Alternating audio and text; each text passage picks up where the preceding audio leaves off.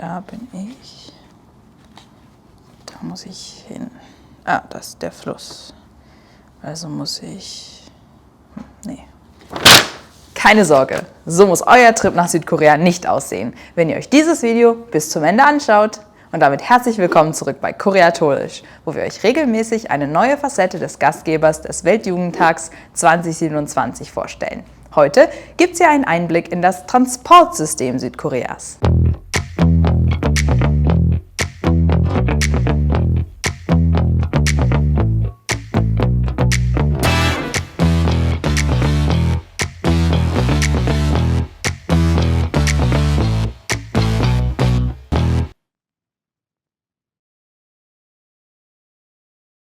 Die hier werdet ihr ja nicht brauchen.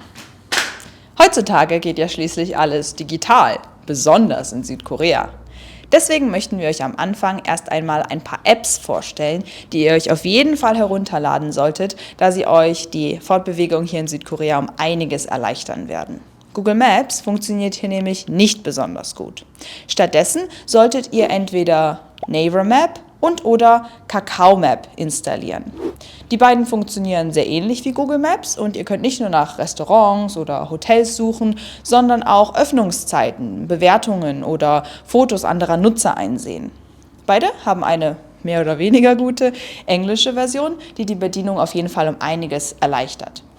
Natürlich könnt ihr die Apps auch zur Zielführung nutzen, nicht nur mit dem Auto und zu Fuß, sondern sie sind auch die Hauptquelle für Koreaner, um nach zuverlässigen Bus- und Bahnverbindungen zu schauen. Die Apps zeigen euch sogar an, wie viel ungefähr eine Fahrt kosten wird und wo genau ihr in die U-Bahn einsteigen müsst, damit ihr am schnellsten an eurem Zielort zum Ausgang kommt. Aber wie kommt man denn jetzt an Tickets? Natürlich kann man auch hier Einzelfahrkarten lösen. Es ist allerdings auf die Dauer ein bisschen mühsam, bei jedem Mal den Abfahrtsort und den Zielort einzugeben und für ein Einzelticket zu bezahlen. Für einen langen Aufenthalt lohnt sich das nicht wirklich. Stattdessen gibt es in Südkorea solche Transportkarten, die so ein bisschen aussehen wie Bankkarten. Der größte Anbieter für solche Karten ist T-Money. Deswegen werden sie auch ganz oft einfach nur T-Money-Karten genannt. Und dieser ist am meisten verbreitet in Seoul und so im Umland. Es gibt alternativ auch noch EZL, früher Cashby. Im Endeffekt ist es aber egal, für welchen Anbieter ihr euch entscheidet, da man die Karten eigentlich in ganz Korea nutzen kann. EZL wäre zum Beispiel aber in Busan im südlichen Bereich weiter verbreitet. Kaufen könnt ihr diese Karten entweder an solchen Automaten, die es in manchen U-Bahn-Stationen gibt, oder ansonsten eigentlich in jedem Convenience Store. Sie kosten ungefähr 3000 Won und es gibt sie mit vielen verschiedenen Motiven, obwohl die schöneren Motive auch mal ein bisschen teurer sein können. Nun müsst ihr die Karten nur noch aufladen. Das geht entweder mit Bargeld in diesen Automaten, die es in jeder U-Bahn-Station gibt, oder in den Convenience Stores, wo teilweise auch ausländische Bankkarten akzeptiert werden. Für den Notfall habt aber wie immer bitte Bargeld dabei. Jetzt habt ihr eure Karte aufgeladen. Und jetzt? Jetzt müsst ihr einfach nur bei den Drehkreuzen, die zu den U-Bahn-Gleisen führen, eure Karte auf dieses Feld legen, dann macht's Piep und der Betrag wird automatisch von eurer Karte abgebucht. So einfach. Beim Aussteigen müsst ihr das dann noch einmal machen, wieder durch diese Drehkreuze durchgehen, die Karte auflegen und da wird nur ein Zusatzbetrag abgebucht, wenn ihr sehr lange oder sehr weit gefahren seid. Übrigens, solange ihr innerhalb des U-Bahn-Systems bleibt und nur von einer Linie auf die andere umsteigt, dann wird das Ganze als eine Fahrt berechnet. Da sich allerdings die Umsteigedrehkreuze und die Aussteigedrehkreuze extrem ähnlich sehen, kann es sein, dass ihr aus Versehen mal das System verlasst. Wenn ihr es dann wieder betretet, müsst ihr aufs Neue bezahlen. Das ist zwar ärgerlich, passiert aber jedem Mal am Anfang. Achtet einfach darauf, dass ihr immer den Pfeilen folgt, die euch zu der Linie, auf die ihr umsteigen wollt, führen. In den Bussen funktioniert es ganz ähnlich. Da müsst ihr einfach vorne beim Einsteigen die Karte an das Kartenlesegerät neben dem Fahrer halten und ganz wichtig, beim Aussteigen wieder dran halten, damit einfach geschaut werden kann, wie weit oder wie lange ihr gefahren seid. Wenn ihr das nicht macht, beim Aussteigen dran halten, dann wird euch sozusagen als Strafe der doppelte Betrag berechnet. Stand Februar 2026 kostet eine Fahrt mit der U-Bahn übrigens 1500 Won und mit dem Bus je nach Busart zwischen 1200 und 3000 Won. Sollte sich daran nochmal etwas ändern, pinnen wir es euch aber in die Kommentare. Nun habe ich ja bereits Busse und U-Bahnen erwähnt, aber welche Transportmittel gibt es denn noch in Südkorea? Fangen wir mit den größten an, den Flugzeugen. Wie wir euch im ersten Teil von Koreatolisch bereits erklärt haben, liegt Südkorea auf der südlichen Hälfte einer Halbinsel und ist nur über das Flugzeug oder das Meer erreichbar. Deswegen gehen wir einfach mal davon aus, dass die meisten von euch auch mit dem Flugzeug ankommen werden. Insgesamt gibt es in Südkorea 18 Flughäfen, von denen der größte und signifikanteste der in Incheon, einer Stadt in der Nähe von Seoul, ist. Weitere große internationale Flughäfen sind der in Gimpo, auch in der Nähe von Seoul, in Busan, einer südlichen Hafenstadt, und auf Jeju, einer beliebten Touristeninsel. Wenn man sich innerhalb von Südkorea von einer Großstadt zur anderen fortbewegen möchte, bietet sich das gut ausgebaute Schienennetz an, auf denen Züge wie der ITX und der KTX fahren. Die Preise befinden sich hierbei ungefähr im Mittelfeld, sie sind aber sehr zuverlässig und auch bequem. Wir möchten euch allerdings darauf hinweisen, dass ihr bitte die Tickets früh genug bucht, da es in Südkorea so etwas wie Stehplätze eigentlich kaum gibt, was bedeutet, wenn alle Sitzplätze reserviert sind, dann ist der Zug ausgebucht. Das heißt, ihr könnt einfach nicht mehr damit fahren. Außerdem bucht eure Tickets bitte immer nur über die offizielle Website Korail, da Drittanbieter oftmals extrem hohe Provisionen noch obendrauf schlagen. Die etwas günstigere Alternative zum Zug sind die Fernbusse, die wirklich in alle Klein- und Großstädte in ganz Südkorea fahren. Diese sind oftmals relativ bequem, wie bereits gesagt günstig und schnell, da es auf den meisten Autobahnen eine extra Spur gibt, die für diese Expressbusse, wie sie genannt werden hier in Südkorea, reserviert sind. Tickets für die Busse sowie auch für die Züge kann man entweder, wie bereits erwähnt, online reservieren oder einfach vor Ort an den Haltestellen, wie zum Beispiel am Seoul Express Bus Terminal oder an der Seoul Station. Innerhalb von Seoul gibt es zwar keine Straßenbahn, aber dafür ein gutes U-Bahn-Netz, das wir euch auf jeden Fall empfehlen können. Es ist günstig, sicher, sauber und zuverlässig. Insgesamt gibt es 9 Hauptlinien, die jeweils mit einer unterschiedlichen Farbe und Zahl gekennzeichnet sind. So ist zum Beispiel Linie 1 blau und Linie 2 grün. Außerdem gibt es noch zusätzliche Linien, die Kurzstrecken oder Expressstrecken befahren. Anders als in anderen Großstädten laufen die Linien übrigens nicht an einem Knotenpunkt wie dem Hauptbahnhof zusammen und Linien verlaufen eher selten parallel. Stattdessen hat jede U-Bahn-Linie ihre eigene Strecke und wie bei einem Gitter gibt es dann Stationen, wo solche Linien aufeinandertreffen und man dann bequem umsteigen kann. Die Preise für die U-Bahn-Fahrten sind standardisiert, das heißt, es ist eigentlich egal, welche U-Bahn-Linie ihr nehmt. Ihr bezahlt nur etwas extra, wenn ihr wirklich sehr weit in eine andere Stadt fahrt oder für eine lange Zeit unterwegs seid.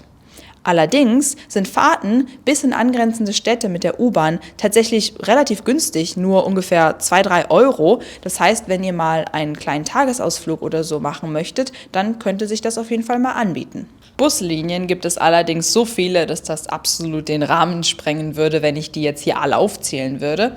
Prinzipiell kann man aber festlegen, dass es 4 verschiedene Arten von Bussen gibt, die man tatsächlich wortwörtlich an ihrer Farbe erkennen kann. Die blauen Busse befahren die längsten Strecken, einfach quer durch die Stadt, während die grünen Busse eher Wohngegenden befahren und diese mit den U-Bahn-Stationen verbinden. Gelbe Busse findet man vor allem in touristischen Gegenden, wo sie in Rundfahrten mehrere Attraktionen miteinander verbinden. Die roten Busse sind die teuersten, doppelt so teuer wie die blauen. Sie bieten allerdings auch den meisten Komfort und sind für lange Strecken mit wenigen Haltestellen in angrenzende Städte zuständig. Innerhalb der Stadtbusse und der U-Bahnen gehört es sich übrigens nicht zu telefonieren oder sehr laut zu reden. Genauso ist Essen und Trinken komplett verboten. Wenn ihr solche pinken Sitze in den U-Bahnen seht, dann sind diese für schwangere Frauen reserviert. Genauso gibt es in jedem Waggon vorne und hinten Abteile, bei denen die Sitze den älteren Menschen vorbehalten sind. Respektiert das bitte und setzt euch dort nicht hin. Übrigens fahren die grünen und blauen Busse durchschnittlich alle 5 bis 15 Minuten ab und teilweise auch parallel zueinander. Das heißt, man muss an vielen Haltestellen gar nicht lange warten auf einen Bus. An den meisten Haltestellen gibt es auch solche digitalen Anzeigen, die euch sagen, wann genau der nächste Bus kommt, oder ihr schaut einfach bei Naver Map oder Kakao Map nach. Last but not least, Taxis. Diese sind vergleichsweise günstig und fangen schon bei wenigen Euros für Kurzstrecken an. Normale Taxis sind entweder weiß, grau oder orange und zeichnen sich durch ihr gelbes Nummernschild aus, das einfach nur bedeutet, dass es gewerblich registrierte Fahrzeuge sind. Passt allerdings auf, dass ihr nicht aus Versehen in eins der schwarzen Taxis einsteigt. Diese sind sogenannte Luxustaxis und sind berüchtigt dafür, oftmals extrem hohe Fahrtpreise zu berechnen. An den Flughäfen gibt es für die Taxis spezielle Abfahrtzonen, welche gut ausgeschildert sind. Apropos Flughafen. Wie kommt man denn nun vom Flughafen in die Hauptstadt Seoul? Da wir davon ausgehen, dass die meisten von euch vermutlich in Incheon ankommen werden, haben wir euch hier eine kleine Übersicht der Transportmittel von dort aus vorbereitet. Die günstigste Option ist vermutlich der sogenannte All-Stop-Train oder auch Commuter Train genannt, vom Airport Railroad Express, kurz AREX. Dieser fährt direkt vom Flughafen wie eine ganz normale U-Bahn bis zur Seoul Station im Stadtzentrum, dem Hauptbahnhof Seouls, durch. An der Seoul Station könnt ihr dann in einen der zahlreichen Züge umsteigen, falls ihr in eine andere Großstadt in Südkorea fahren müsst. Wie der Name bereits sagt, hält dieser Zug allerdings an vielen Stationen und es dauert deswegen ungefähr eine Stunde, kostet aber nur ungefähr 5.000 Won. Hier ein kleiner Hinweis. Zu Stoßzeiten kann es in diesem Zug allerdings relativ voll werden und es gibt keinen garantierten Sitzplatz. Es kann also sein, dass ihr die gesamte Stunde stehen müsst. Um mit diesem Zug zu fahren, braucht man ganz normal eine T-Money-Karte, wie ich sie vorhin schon erwähnt habe, die man dann auflädt, und durch diese Drehkreuze kann man dann ganz normal das U-Bahn-System betreten und bis nach Seoul hineinfahren. Wer etwas schneller ankommen möchte, kann sich für den Express Train vom AREX entscheiden, der ganz groß ausgeschildert ist am Flughafen. Die Tickets hierfür kann man entweder direkt vor Ort an diesen Schaltern kaufen und Automaten oder einfach über das Internet bestellen. Der Express Train legt die gleiche Strecke in ungefähr nur 43 Minuten hinter sich, ist aber ungefähr auch doppelt so teuer.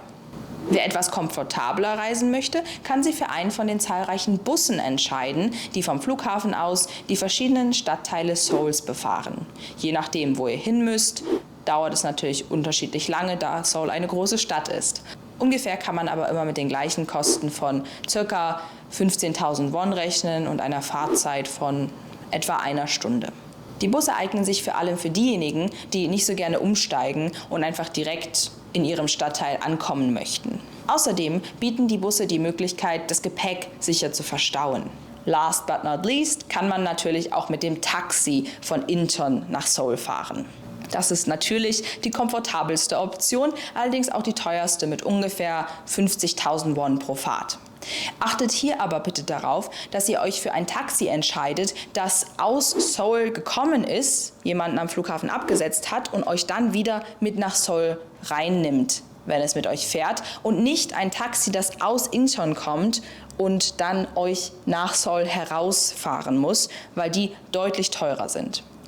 Aber auch wenn es ein Seoul-Taxi ist, kann es sein, dass es euch ablehnen wird, wenn es nicht genau das Viertel befährt, wo ihr hin müsst. Solltet ihr in einer großen Gruppe unterwegs sein, könnt ihr auch ein sogenanntes Jumbo-Taxi buchen, das Platz für bis zu 9 Personen bietet. Wie ihr zu den ganzen Abfahrtsorten kommt, ist zum Glück sehr gut ausgeschildert am Flughafen. Macht euch deswegen keine Sorgen. So, das war's für heute. Aber natürlich noch lange nicht alles zum Thema Südkorea.